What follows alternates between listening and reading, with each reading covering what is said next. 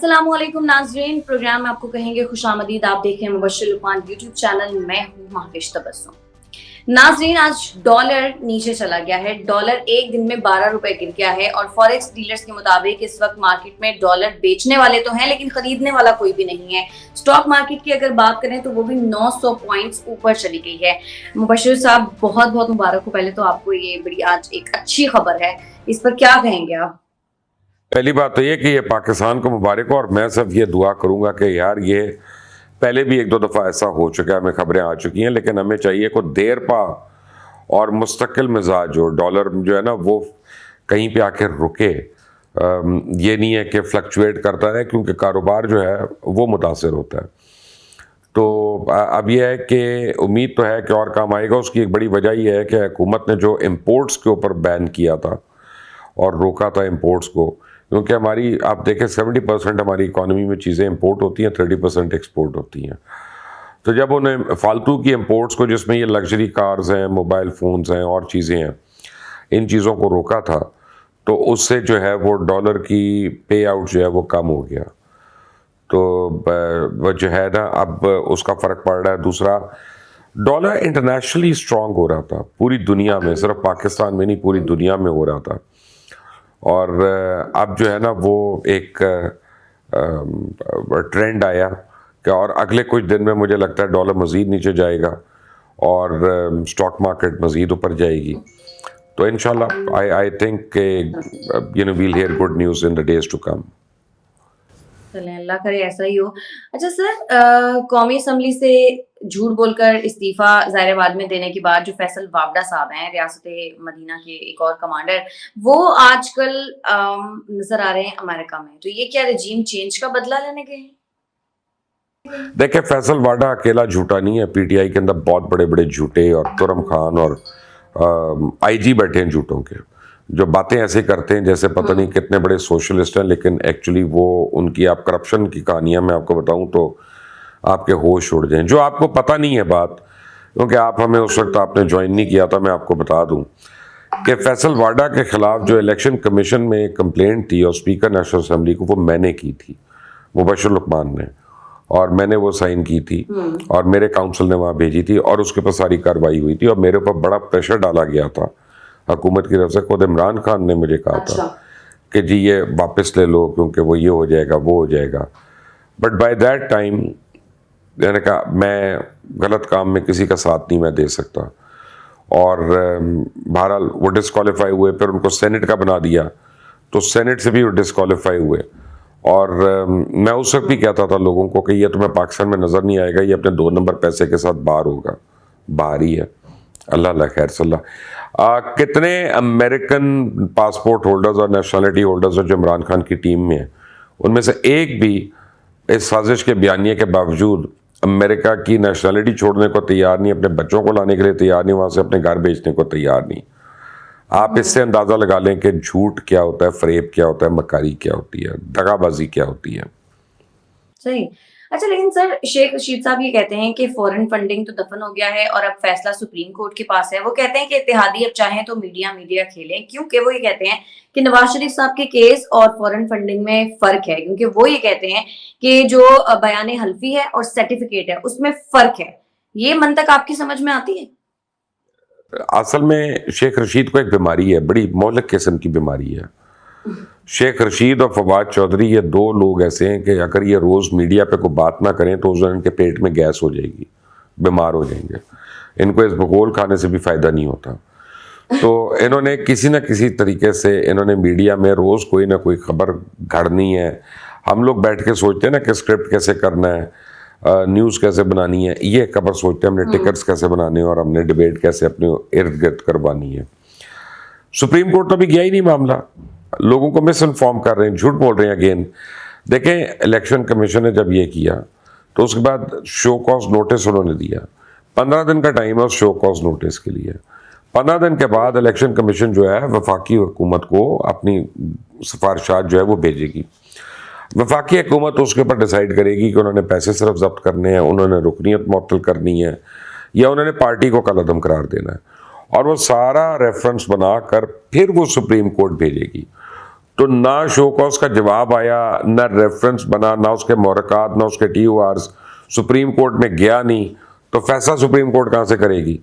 तो आप शेख साहब की बातों को इतनी अहमियत ना दिया करें जितना आप दे रही हैं। अच्छा सर, लेकिन बहुत सारे लोग ये क्लेम कर रहे हैं कि इलेक्शन कमीशन ने फॉरेन फंडिंग के लिए ममनुआ तौर पर जो नाम सामने आए हैं उनके नाम मतलब ममनुआ फंडिंग में डाल दिए हैं, लेकिन इत्तेफाक ये है कि वो तमाम जो लोग हैं वो पाकिस्तान तहरीक इंसाफ के सपोर्टर्स और कारकुन हैं। तो ये क्या इत्तेफाक है और ये क्या इस चीज को मुतनाज़िर बनाने की देखिए, कोशिश कर माविज बच्चे, एक बात आप अपने जहन नशीन करें। इलेक्शन कमीशन ने कल जो दस्तावेजात और कागजात और शवाहिद और एविडेंस दिया है और जो उन्होंने शो कॉज जिसके ऊपर मांगा है, वो सारे के सारे पिछले 4 साल के अंदर FBR ने, स्टेट बैंक ने और इन दीगर मालियाती इदारों ने इलेक्शन कमीशन को यानी पहुंचाए हैं। और ये उन टाइप की बात, उस ज़माने की बात है कि जब PTI की हुकूमत थी और PTI के अंडर थे ये सारे इदारे, तो उसमें कमी तो हो सकती है, बेशी नहीं हो सकती। ये आप ज़रा प्लीज़ ट्राई एंड अंडरस्टैंड। तो अब ये जो है ना, इसमें बैंकिंग डॉक्यूमेंट्स शामिल हैं, इसमें बैंकिंग ट्रांजैक्शंस शामिल हैं, इसमें बैंकिंग एफिडेविट्स वगैरह शामिल हैं। तो ये एक ओपन एंड शट केस है। अब ये वफाकी हुकूमत की मर्जी है कि वो तहरीक इंसाफ को खुला छोड़ना चाहती है, डर जाती है, ये उनकी मर्जी। वो इनको रोकना चाहती है, किसी को तंग करना चाहती है, ECL पे डालती है, उनके ऊपर इंक्वायरियां शुरू करती है, NAB को इनिशिएट कर देती है, FIA को खोल देती है, या एंटी करप्शन को ऑन कर देती है, या फिर रेफरेंस बना के सिर्फ सुप्रीम कोर्ट में भेजती है। ये उनकी सवाबदीद है, इसमें कोई यानी एग्जैजरेटेड बात नहीं है, इसमें कोई कमी बेशी नहीं है। और ये फैक्चुअल रियासत के जो इदारे हैं उनके भेजे हुए सबूतों और कागजात की बुनियाद पे है ये सारा कुछ। सही। अच्छा सर, वजीर कानून अता तारड़ ये कहते हैं कि खान साहब ने मिस डिक्लेरेशन की है और हकायक छुपाए हैं। वो ये कहते हैं कि पाकिस्तान का जो कानून है वो खान साहब को सियासत में रहने नहीं देगा। इस बारे में अता तारड़ साहब हैं वजीर कानून के? वो वजीर कानून तो मेरा ख्याल था आजम वजीर तारड़ साहब हैं। अता तारड़ साहब पंजाब के थे, बाद में उनको कोई पोर्टफोलियो मिला नहीं है, अपॉइंट हो गए वो एज एडवाइजर एंड मिनिस्टर। देखें, बात यह है कि अभी तो पार्टी हो रही है ना, हर पार्टी अपनी पार्टी की मर्जी का मौकफ दे रही है। लेकिन मेरे पास कई वीडियोस पड़ी हैं, इमरान खान के कई इंटरव्यूज हैं, और जिसमें वो कह रही हैं कि आर्टिकल 62 और 63 में अगर मेरा नाम भी आए तो मुझे भी डिस्क्वालीफाई करें, यही वेस्टर्न जमहूरियत का हुसन है, और ब्ला ब्ला ब्ला ब्ला। अब वो आ गया अब उनका नाम, ठीक है ना। इसमें और नवाज शरीफ के केस में एक बड़ा बेसिक सा फर्क है, उसको जरा समझ लें। नवाज शरीफ को सजा हुई मिस डिक्लेरेशन पे या नॉन डिक्लेरेशन पे कि उनके पास दुबई का एक अकामा है और वो अपने बेटे की कंपनी में मुलाजमत करते हैं, गो बकौल उनके, उन्होंने कोई तनख्वाह नहीं ड्रॉ की। लेकिन ये जो मिस डिक्लेरेशन है इसके ऊपर उनको ताहियात ना अहली हुई। यहाँ पे ना सिर्फ आपने पाकिस्तान दुश्मनों से, जिसमें हिंदुस्तान है, इसराइल है, उनसे पैसे लिए, उनके एजेंडा को आप आगे बढ़ा रहे हैं, बल्कि आपने मिस डिक्लेयर भी किया और आपने एफिडेविट्स वगैरह साइन करके दिए अपने अकाउंटेंट्स और अपने लॉयर्स की जांच पड़ताल के बाद। तो ये बाकी बहुत ज़्यादा कॉम्प्लेक्स है, बहुत ज़्यादा संगीन है, इसमें कोई दो राय नहीं है। अच्छा सर, नवाज शरीफ साहब का जिक्र करें तो उन्होंने भी अब अपनी खामोशी तोड़ दी है। वो ये कहते हैं कि एक वक्त आएगा जब साबिक चीफ जस्टिस साकिब निसार साहब, साबिक चीफ जस्टिस आसिफ सईद खोसा और जस्टिस रिटायर्ड अजमत सईद शेख को हिसाब देना होगा। आपके ख्याल में अब हवाओं का रुख बदल रहा है? इसका बड़ा सख्त जवाब है, महविश, आप सुनना चाहती हैं कि नहीं? जी बिल्कुल सुनना चाहती हूँ। ये बताइए मुझे, सुनना चाहती ये बताइए, बर्दाश्त कर लेंगी? जी मैं बिल्कुल जी हाँ सर। पाकिस्तान की आला तरीन अदालतों के मुताबिक नवाज शरीफ खुद एक चोर है। नवाज शरीफ ने धोखा दिया, नवाज शरीफ ने गलत हरकतें की हैं और उन्होंने मिस डिक्लेरेशन की है। ये मैं नहीं कहता, ये पाकिस्तान की आला तरीन अदालतों ने कहा और उन 3 जजेस ने कहा जिनका इन्होंने नाम लिया। अब जब तक कोई बड़ा बेंच जो है वो आके ये नहीं कहता कि मियां नवाज शरीफ के ऊपर लगे हुए इल्ज़ामात गलत हैं, फैब्रिकेटेड हैं, और वो केसेस जो हैं वो पॉलिटिकल विक्टिमाइजेशन है, और ये उसी अदालत के 5 या 6 या 7 फाजिल जज नहीं कहते, तब तक मेरे लिए वो तीनों जजेस का फैसला जो है वो मुकद्दम है और मैं उसको काबिल एहतराम समझूंगा। मियाँ नवाज शरीफ साहब जो है ना, देखिए मैं इमरान खान की मुखालफत कर रहा हूँ, बिल्कुल कर रहा हूँ, उसकी पॉलिसीज़ की कर रहा हूँ, लेकिन मैं मियाँ नवाज शरीफ को सपोर्ट नहीं कर रहा, ना मैं कर सकता हूँ, ना मैं करना चाहता हूँ, क्योंकि मैं बिलीव करता हूँ कि उधर भी करप्शन हुई है और बहुत ज़्यादा हुई है। मैं बिलीव करता हूँ कि पीपल्स पार्टी के भी दौर में करप्शन हुई है और बेइंतहा हुई है। मैंने तो इनकी प्रॉपर्टीज़ वहाँ पे दिखाई हैं यूके वगैरह में लोगों को। हमने तो एवन फील्ड के ऊपर सबसे पहला प्रोग्राम किया था, सबसे पहला दुनिया टीवी पे। आज से 14 साल पहले लोगों ने हमारा मजाक उड़ाया था, कह रही है तो ख़ानदानी रईस हैं, तुम इनके ऊपर कर रहे हो। There too many questions that he has to answer, and number one of them is कि उन्होंने अगर इतने वो भी सच्चे हैं तो अपनी मेडिकल रिपोर्ट्स को क्यों टेलर मेड करवाया, क्यों गलत मेडिकल रिपोर्ट्स बनवाई, वो क्यों पाकिस्तान से बाहर जाने के लिए बेताब थे, और ऐसी कौन सी लाइफ एंड डेथ सिचुएशन हो गई थी कि जो पाकिस्तान में डील नहीं हो सकती थी। सब आपको भी पता है और मुझे भी पता है। हाँ, अगर आप उनके सपोर्टर हो तो आपके पास बड़ी आर्ग्यूमेंट्स हैं, लेकिन मैं बिल्कुल इम्पार्शल होकर बात कह रहा हूँ कि मैं हुक्मरानों की करप्शन और गलत पॉलिसीज़ के ख़िलाफ़ हूँ, मैं फ़र्द वाहिद के ख़िलाफ़ या हक़ में नहीं हूँ। तो नवाज शरीफ साहब की स्टेटमेंट जो है वो मेरे ऊपर तो असरअंदाज नहीं होती, मैं उसको नहीं मानता। अच्छा, सर फवाद चौधरी साहब ये कहते हैं कि जो फॉरेन फंडिंग केस का फैसला है वो पहले कुछ और था और बाद में वजीर कानून के कहने पर फैसला चेंज हुआ। मैंने इस आपको इल्जाम कहा को था कि शेख रशीद के साथ एक और बीमार आदमी है जिसको रोज कोई ना कोई तरीके से अपनी खबर देखनी है। ये फवाद चौधरी जैसे ही तो लोग हैं जिन्होंने इमरान खान को मरवाया। ये वही लोग हैं, देखें, जो इमरान खान की बुराइयां करते थे जब कंटेनर पे हम लोग खड़े होते थे। ये आपको पता है उस्मान बुजदार भी उस वक्त शहबाज शरीफ की राइट साइड पे खड़ा होता था, उसके पीछे, ठीक है ना। ये सारे के सारे जो पैराशूटर्स हैं, इन्होंने आके असल तरीके इंसाफ से जो है वो दूर कर दिया लोगों को और तरीके इंसाफ को हाईजैक कर लिया। और इन लोगों की ख्वाहिश है कि इमरान खान पे अब बैन लगे तो शाह महमूद कुरैशी हों, फवाद चौधरी हों या बुशरा बीबी हों, इन लोगों की ख्वाहिश है कि पार्टी इनके नाम पे हो जाए और ये फिर उस पर हुकूमत करें, लीडर करें। एक दूसरे को उन्होंने मानना नहीं है।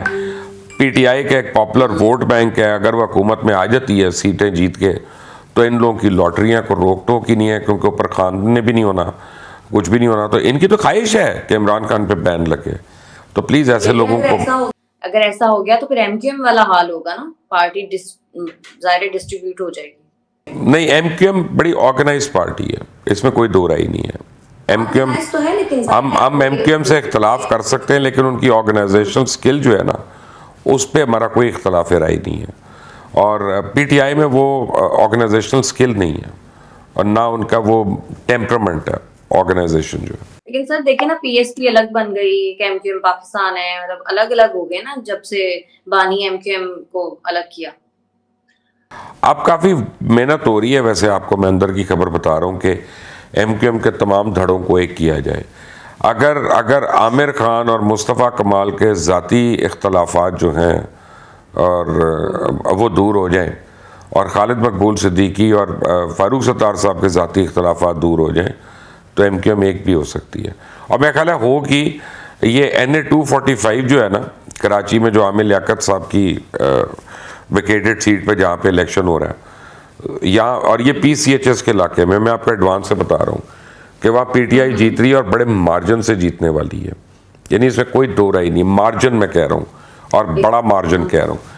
फिर एमक्यूएम वाले जो है ना सर जोड़कर बैठेंगे, रो धो के एक दूसरे को गले मिलेंगे और इनको पता चल जाएगा कि आगे बल्दियाती इंतखाब है, उसमें भी वाइप आउट होना है इन्होंने, और फिर जनरल इलेक्शन अगले साल, उसमें भी टोटल वाइप आउट होना है। तो इनकी तो सलामती या सेल्वेशन जो है वो है ही इस चीज़ में कि अपनी धड़ेबंदियाँ ख़त्म करें और एक हों, वरना पीटीआई इनको खा जाएगी। और अगर पीटीआई ना हुई ना तो तहरीक लब्बैक भी बड़ी तेज़ी से ऊपर आ रही है कराची में। तो वो आप इसलिए एमक्यूएम वालों को तो अपनी सारी पॉलिसी जो है रिविजिट करनी है। बिलावल भुट्टो जरदारी ने भी एक स्टेटमेंट दिया है। वो ये कहते हैं कि इलेक्शन कमीशन के फैसले के बाद खान साहब जो हैं वो मुल्की तारीख के सबसे बड़े चोर साबित हो गए हैं। आप इत्तेफाक करते हैं इस बात से? सबसे बड़े तो नहीं, लेकिन चोर तो साबित हुए। इलेक्शन कमीशन ने झूठा तो कह दिया।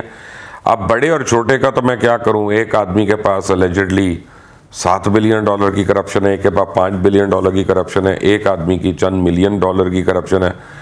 तो मुझे नहीं पता कि बड़ा और छोटा, क्या बड़ा और छोटा तो हम एजेंडा के ऊपर बात कर सकते हैं, उसमें शायद वो सबसे बड़े हों, लेकिन करप्शन तो अभी एक दौर में इतनी तो नहीं हो सकती जितनी किसी ने 4 अदवार में की हो। तो बिलावल साहब को इर्द गिर्द भी देखना चाहिए अपने कि वहाँ पे कितने कितने बागात खिले हुए हैं।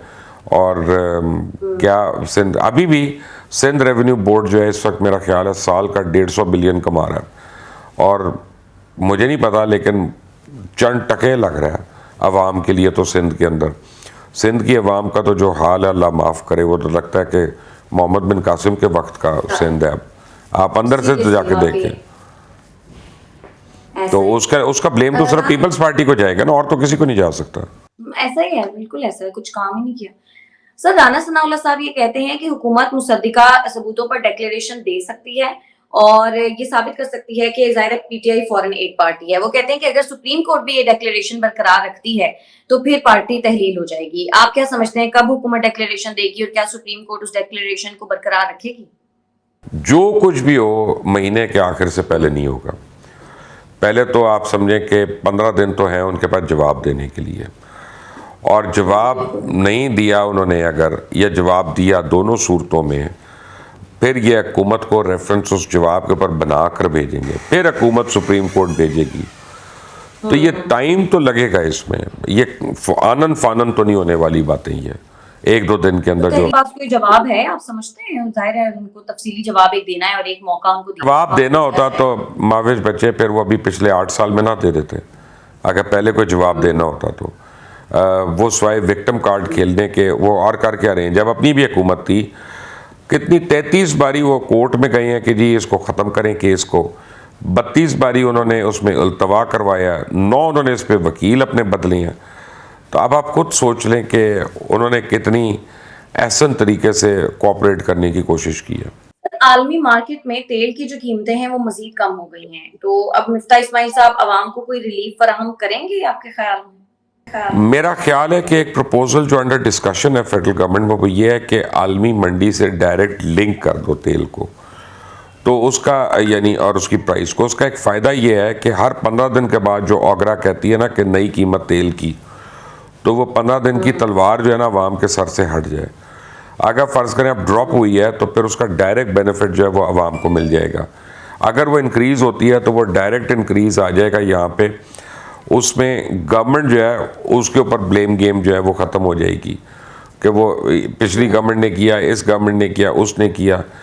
मैं क्योंकि फाइनेंशियल एक्सपर्ट नहीं हूँ तो मुझे इन इंट्रिकेट चीज़ों का पता नहीं है, लेकिन मेरा ख्याल में कि ये बेहतर है, क्योंकि बहुत दफ़ा हम देखते हैं कि तेल की कीमतें बहुत गिर गई हैं आलमी मंडी में और अभी इस महीने और गिरने वाली हैं। तो उसका बेनिफिट हमारे यहाँ पे जो एक टैक्स लग जाता है एक बारी वही लगा रहता सारी उम्र।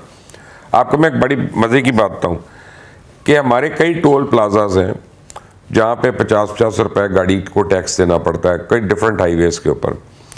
उसका मैंने एक दफ़ा ब्रेकअप, आज से कई साल पहले की बात बता रहा हूँ, मैं को 5-7 साल पहले की बात बता रहा हूँ, हमने ब्रेकअप लिया था जाके हाईवे अथॉरिटी से कि जी ये इसमें टोल में चार्ज क्या क्या हो रहा है। तो उसमें जब ये 25 रुपये या 20 रुपये टैक्स था टोल का, तो उस वक्त उन्होंने हमें बताया कि इसमें 1.5 रुपया है जी east Pakistan flood relief fund का, यानी ना ईस्ट पाकिस्तान है, ना फ्लड है, ना रिलीफ हो रहा है, लेकिन वो फंड है और उसके नाम पे टैक्स चाह रहा है। वो एक दफ़ा लग गया था टोल पे तो वो लगा वही, आज तक किसी ने जहमत नहीं की उसको निकालने की। तो मेरा ख्याल है कि जब ये लिंक हो जाएगा तो वो शायद बेहतर हो जाए। अल्लाह करे बेहतर हो जाए। तेल की कीमतें अगर कम होती हैं तो जाहिर है महंगाई में भी थोड़ी कमी आएगी। बहुत शुक्रिया।